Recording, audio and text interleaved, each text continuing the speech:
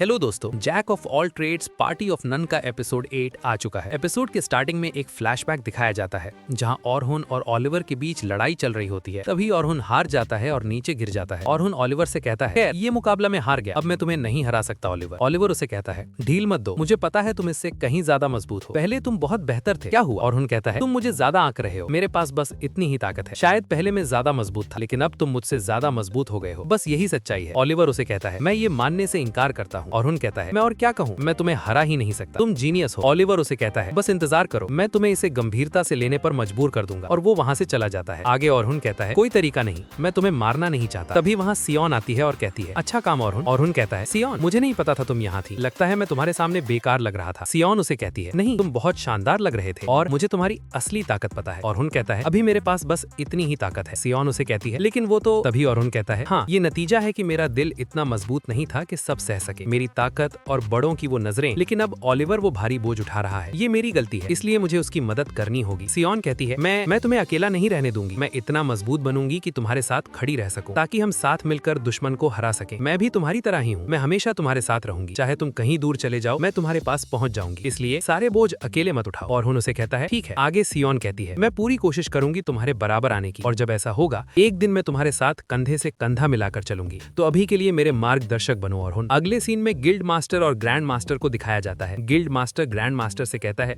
अचानक आने के लिए माफ कीजिए। ग्रैंड मास्टर गुस्से में कहते हैं, महाद्वीप के दक्षिणी क्षेत्रों का गिल्ड मास्टर मुझसे जल्दबाजी में मिलने आया है, मुझे लगता है कोई महत्वपूर्ण बात है। गिल्ड मास्टर कहता है, 3 दिन पहले मेरे क्षेत्र में एक एडवेंचरर ने अकेले ही ब्लैक ड्रैगन को हरा दिया। ग्रैंड मास्टर उसे कहते हैं, आखिरकार तो दक्षिणी डंगन की विजय फिर से शुरू होनी चाहिए, लेकिन अकेले ब्लैक ड्रैगन को चुनौती देना तो आत्मघाती है। गिल्ड मास्टर कहता है, मुझे बताया गया कि ये एक आपात स्थिति में हुआ, ब्लैक ड्रैगन अपने सामान्य क्षेत्र फ्लोर 92 बॉस एरिया से बाहर आ गया था। ग्रैंड मास्टर कहते हैं, शायद पश्चिम के गायब होने का असर पड़ा हो, तो क्या उसे ओलिवर ने हराया? गिल्ड मास्टर बताते हैं, वो ओलिवर नहीं था। ग्रैंड मास्टर पूछते हैं, क्या? तो फिर कौन? कहीं वो ऑरहुन दूरा तो नहीं था? गिल्ड मास्टर कहता है, आप ऑरहुन को जानते हैं? ग्रैंड मास्टर सोचते हैं, असंभव, ये क्या हो रहा है? अगर उसके पास इतनी ताकत होती तो वो फ्लोर बॉस को हराने का चुनाव नहीं करता। क्या वो हाल में कुछ अजीब व्यवहार कर रहा था? गिल्ड मास्टर उन्हें कहता है, खास तौर पर नहीं। आगे ग्रैंड मास्टर सोचता है, तो वो अपनी पुरानी अवस्था में वापस नहीं लौटा, उसने किसी और तरीके से इतनी ताकत हासिल की है कि ब्लैक ड्रैगन को हरा सके। फिर वो कहता है, अगर ऑरहुन के साथ कुछ और होता है तो मुझे तुरंत बताना। आगे सायन और उसके साथियों को दिखाया जाता है, उन लोगों ने सभी एडवेंचररों को मार दिया। आगे सायन कहती है, कुछ समय तक पूर्वी ग्रेट डंगन में कोई शक्तिशाली एडवेंचरर नहीं आएगा, शायद हमें भी कुछ समय के लिए निकल जाना चाहिए, अब बाहर आ जाओ। तभी वहाँ एक मैसेंजर आता है और कहता है, आपकी नजर बहुत तेज है मिस्ट्रेस सायन। सायन उससे पूछती है, बताओ क्या काम है मैसेंजर? मैसेंजर कहता है, मुख्यालय से संदेश है, दक्षिणी ग्रेट डंगन में कोई प्रकट हुआ है जो अकेले ब्लैक ड्रैगन को हरा सकता है, एक ड्रैगन स्लेयर, आपको उससे संपर्क करना है, और अगर वो दुश्मन लगे तो उसे मार देना है। सायन उसे कहती है, इतना शक्तिशाली कोई दक्षिण में? मैसेंजर कहता है, मुख्यालय का कहना है कि संभव है वो पहले ही चर्च के साथ मिल चुका हो। सायन कहती है, समझ गई, जानकारी की कमी को देखते हुए शायद वो ओलिवर नहीं है। तभी एग्नेस कहती है, मैं चाहती हूँ उसे अपनी तरफ कर लें। गिबा कहता है, लेकिन अगर वो चर्च के साथ है तो हमें उसे मारना पड़ेगा। आगे सायन कहती है, समझ गई, संदेश के लिए धन्यवाद। मैसेंजर उन्हें कहता है, तो मैं चलता हूँ। फिर वो वहाँ से चला जाता है। आगे एग्नेस कहती है, उसका जादू बड़ा काम का है, वो बस आता और गायब हो जाता है। सायन कहती है, जैसा तुमने सुना, हम तैयारी होते ही दक्षिणी ग्रेट डंगन की ओर निकलेंगे। तभी ज्यूरियल कहता है, दक्षिण भी चर्च का क्षेत्र है, ठीक इस जगह की तरह, हमें सावधान रहना होगा। सायन कहती है, हाँ। ज्यूरियल कहता है, सोचता हूँ ये ड्रैगन स्लेयर कितना मजबूत होगा। सायन कहती है, लड़ाई में पता चल जाएगा। फिर वो सोचती है, यकीन नहीं होता दक्षिण में कोई आया है जो शायद मेरी तरह हो, मैं उस जगह से जुड़ना नहीं चाहती, लेकिन ये काम सिर्फ मैं कर सकती हूँ।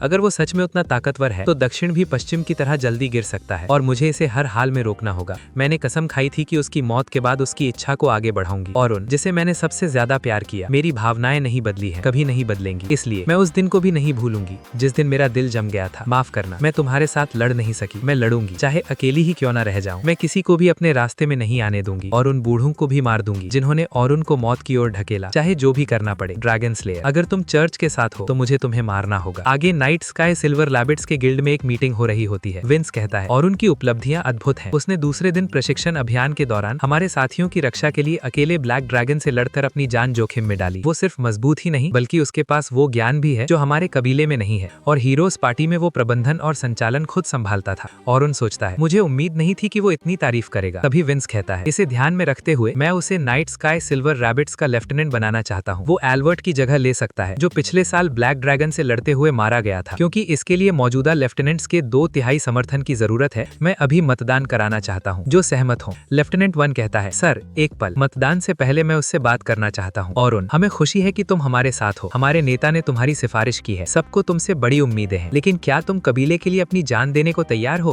अगर तुम लेफ्टिनेंट बनते हो तो तुम्हारे फैसले हमारे कई सदस्यों की जिंदगी बदल देंगे। कबीले के सदस्यों के लिए कबीला ही सब कुछ है, इसलिए हमें हर हाल में कबीले की रक्षा करनी होती है और उसकी जरूरतों को सबसे ऊपर रखना होता है। और उन सोचता है मैं ये समझ सकता हूँ, लेकिन मैं ऐसा नहीं कर सकता। मैंने उस दिन एक कसम खाई थी जिसे मैं कभी नहीं तोड़ सकता। मैं उसे धोखा नहीं दूंगा। फिर वो कहता है मैं कबीले के लिए अपनी जान देने को तैयार नहीं हूँ। लेफ्टिनेंट 2 कहता है क्या मतलब? तभी लेफ्टिनेंट ही कहता है ये बात तुम्हें सिर्फ लेफ्टिनेंट बनने के लायक नहीं बल्कि कबीले का सदस्य बनने के भी लायक नहीं बनाती। आगे लेफ्टिनेंट 1 कहता है दूसरे शब्दों में तुम नाइट स्काई सिल्वर रैबिट्स के लिए सब कुछ देने को तैयार नहीं हो, तो फिर तुम यहाँ क्यों हो? और उनसे कहता है उन लोगों की रक्षा करने के लिए जिनकी मुझे परवाह है। जब मैंने कबीले में शामिल होने का फैसला किया तभी से मेरा यही संकल्प है। नाइट स्काई सिल्वर रैबिट्स का सदस्य होने के नाते मैं अपने साथियों की रक्षा के लिए हर संभव कोशिश करूंगा, ताकि चाहे कितनी भी भयानक चीजें हो मैं कुछ भी ना खोऊं। जो लोग मेरे लिए महत्वपूर्ण हैं उनकी रक्षा करने लायक मैं मजबूत बनूंगा। यही वो कसम है जो मैंने एडवेंचरर बनते समय खाई थी। आगे लेफ्टिनेंट 1 कहता है और ये लोग कौन है जिनकी तुम्हें परवाह है? मेरा मतलब कबीला नहीं बल्कि उसके सदस्य हैं। सही? और उनसे कहता है हाँ, मैं अंत तक उनकी रक्षा करूंगा, चाहे कुछ भी हो, अपनी जान की कीमत पर भी। यही मेरा जवाब है। आगे विंस कहता है तो मैं मतदान कराता हूँ। जो ऑरहुन को लेफ्टिनेंट बनाने के पक्ष में हो हाथ उठाएं। आगे मीटिंग खत्म होती है, वे बाहर आते हैं। सेल्मा ऑरहुन से कहती है तुमने तो एक पल के लिए डरा दिया। खैर जो भी हो, अब तुम्हें यूनिट 1 से मिलना है। सब तुम्हारा इंतजार कर रहे हैं। एस्टेला कहती है एक मिनट सेल्मा जी, मुझे हमारे नए लेफ्टिनेंट से बात करनी है। सेल्मा ऑरहुन से कहती है ओ उसी बारे में? सही ऑरहुन, ये एस्टेला है, ये हमारे एडवेंचर मैनेजमेंट डिवीजन में है। ऑरहुन कहता है हाँ, हम मीटिंग में मिले थे। एस्टेला ऑरहुन से कहती है तुम्हें परेशान करने के लिए माफी। क्या तुम दूसरों को सिखाने में अच्छे हो नए लेफ्टिनेंट साहब? ऑरहुन कहता है मतलब कोई है जिसे तुम चाहती हो कि मैं सिखाऊं? एस्टेला उसे कहती है जैसी उम्मीद थी हीरोज पार्टी के बहुप्रतिभाशाली सदस्य से, मुझे ज्यादा समझाने की जरूरत नहीं पड़ी। दरअसल एक नई पार्टी है जिसमें मुझे तुम्हारी मदद चाहिए। तभी सेल्मा ऑरहुन से कहती है हमें पता है तुम कर लोगे, मैं भी चाहती हूँ कि तुम ये करो। ऑरहुन उसे कहता है लेकिन इससे यूनिट 1 पर असर नहीं पड़ेगा। सेल्मा कहती है उसकी चिंता मत करो, हीरोज पार्टी की तुलना में तुम्हारे पास ज्यादा खाली समय होगा। हम कई दिन डंगन में नहीं बिताते। तभी एस्टेला कहती है हम 3 दिन से ज्यादा ग्रेट डंगन में जाने पर रोक लगाते हैं। ऑरहुन कहता है ये तो बहुत उदार है, ठीक है मुझे मंजूर है। एस्टेला उसे कहती है धन्यवाद, वे बहुत प्रतिभाशाली हैं, तुम बड़ी उम्मीद रख सकते हो। मैं आज ही सामग्री भेज दूंगी, बाय बाय। फिर वो वहाँ से चली जाती है। आगे सेल्मा और ऑरहुन एक रूम में जाते हैं, वहाँ पूरी यूनिट होती है। लुक्रीशिया उन दोनों से कहती है वो आखिर आ ही गया। विल्क्स कहता है हम इंतजार कर रहे थे ड्रैगन स्लेयर। फिर वे दोनों वहाँ आगे बढ़ते हैं। ऑरहुन सोचता है तो ये नाइट स्काई सिल्वर रैबिट्स की सबसे मजबूत पार्टी यूनिट 1 है। सेल्मा ऑरहुन से कहती है इतने घबराओ मत। तभी लुक्रीशिया कहती है हाँ, हम उस दिन ड्रैगन से लड़ते वक्त मिले थे। रेन कहती है या फिर सेल्मा ने इतना प्रभाव डाला कि तुम हमें भूल गए। तभी विल्क्स कहता है चलो फिर से अपना परिचय दे देते हैं। रेन कहती है सबसे बड़ी होने के नाते मैं शुरू करती हूँ। मैं रेन हुगवेल हूँ, मैं 24 साल की हूँ और एक मेज हूँ। अगर कुछ चाहिए तो बड़ी बहन से बात करना। ऑरहुन कहता है बड़ी बहन? रेन उसे कहती है क्या तुम कह रहे हो कि बाकी छोटी हैं? ऑरहुन कहता है नहीं, मेरा मतलब है वे काफी बड़े हैं, तुम्हारे कपड़े। तभी लुक्रीशिया कहती है ठीक है, अब मेरी बारी। मेरा नाम लुक्रीशिया ओटिस है, मैं 18 साल की हीलर हूँ, मुझे लुक्री बुलाना। अब बारी है खुशमिजाज विल्क की। आगे विल्क्स कहता है मेरा परिचय ऐसे मत दो, मैं विल्क्स सैवरी हूँ, डिफेंडर, मैं 20 साल का हूँ, मुझे विल बुलाना। फिर सेल्मा कहती है और एक बार फिर मैं सेल्मा क्लॉडेल हूँ, इस पार्टी की लीडर और एक एन्चांटर, तुम्हारा स्वागत है। ऑरहुन कहता है यहाँ आकर खुशी हुई। ऑरहुन सोचता है ये चारों अब मेरे नए साथी हैं। तभी सेल्मा कहती है अब तुम्हारी बारी है ऑरहुन। ऑरहुन उन सभी से कहता है मैं ऑरहुन डूरा हूँ, मैं 18 साल का हूँ और फ्रंट लाइन अटैकर हूँ, मैं आप सबके साथ कदम मिलाने की पूरी कोशिश करूंगा।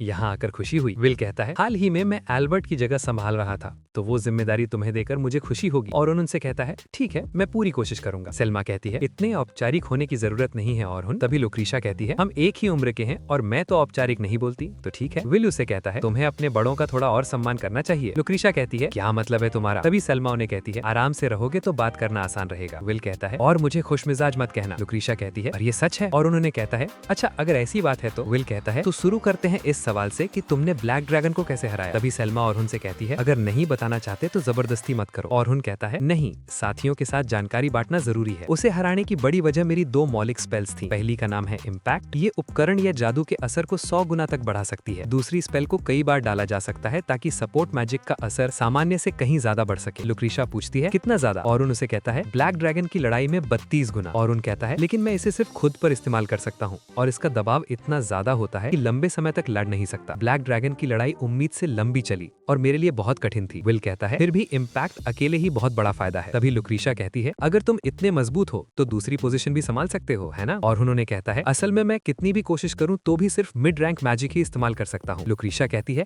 क्या, ऐसा कैसे? तभी सेल्मा कहती है इतना ज्ञान होने के बावजूद कि तुमने अपनी मौलिक स्पेल बना ली। और उसे कहता है हाँ, कारण मुझे भी नहीं पता, लेकिन मैं हाई रैंक मैजिक नहीं कर सकता, पर मेरी अपनी स्पेल्स हैं, मैं इतना भी बेकार नहीं हूँ। रेन कहती है तुमने सच में बहुत मेहनत की है है ना?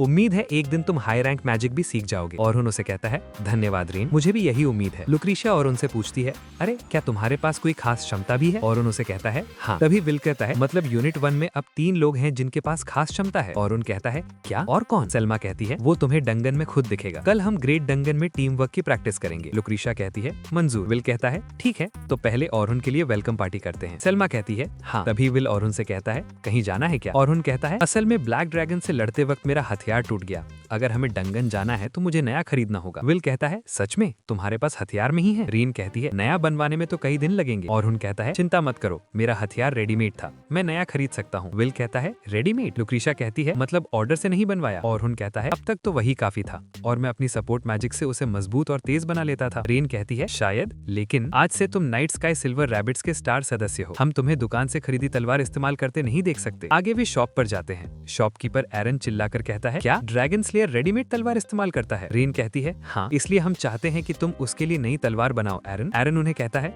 लेकिन तुम अपनी जान तलवार को सौंपते हो, है ना? मुझे हैरानी है कि तुम अब तक जिंदा कैसे रहे। और उसे कहता है, पिछले कुछ सालों से मैं एन्चांटर था, मेरे लिए हथियार उतने महत्वपूर्ण नहीं थे, लेकिन जब रेन मुझ पर नाराज हुई तो मैं समझ गया। अब जब मैं night sky silver rabbits unit 1 का हिस्सा हूँ, मुझे अपने पद के लायक हथियार चाहिए। एरन, क्या तुम मेरे लिए तलवार बनाओगे? एरन कहता है, बिल्कुल, ये मेरे लिए सम्मान की बात होगी। तभी विल उसे कहता है, ये रैबिट्स का समर्पित ब्लैकस्मिथ है और सबसे बेहतरीन भी, मैं इसकी गुणवत्ता की गारंटी देता हूँ। एरन कहता है, इतनी तारीफ मत करो, लेकिन एक समस्या है, अगर ऑरुण के लिए तलवार बनानी है तो उसे डंगन की सबसे गहरी मंजिलों की सामग्री से बनाना चाहिए, है ना? और वो मेरे पास खत्म हो चुकी है, तुम्हें वो लानी होंगी। लुक्रीशिया तलवारें देखकर कहती है, हम तलवार इसलिए बनवा रहे हैं ताकि वो डंगन जा सके। विल कहता है, ये तो उल्टा हो गया। तभी ऑरुण कहता है, कोई बात नहीं, मेरे पास गहरी मंजिलों की काफी सामग्री है। और वे सभी बाहर निकलते हैं। सलमा वो सामान देखकर कहती है, ऑरुण, तुम्हारे पास ये सब क्यों है? ऑरुण उसे कहता है, हीरोज पार्टी में था तब मिला था, कभी इस्तेमाल नहीं किया। लुक्रीशिया कहती है, वाह, ग्रिफिन के पंजे, मैंटिकोर के दांत और ये काला वाला, ये क्या है? ऑरुण उसे कहता है, उस ब्लैक ड्रैगन की एक स्केल जिसे मैंने हराया था। फिर वो सोचता है, ये सब भी ब्लैक ड्रैगन से लड़े थे और हार गए थे, उनका एक साथी मारा गया था, मैंने पुराना घाव फिर से कुरेद दिया, मुझसे गलती हो गई। रेन कहती है, वाह, ब्लैक ड्रैगन की स्केल से तो दुनिया की सबसे मजबूत तलवार बन सकती है। ऑरुण सोचता है, उसे जरूर बुरा लग रहा होगा,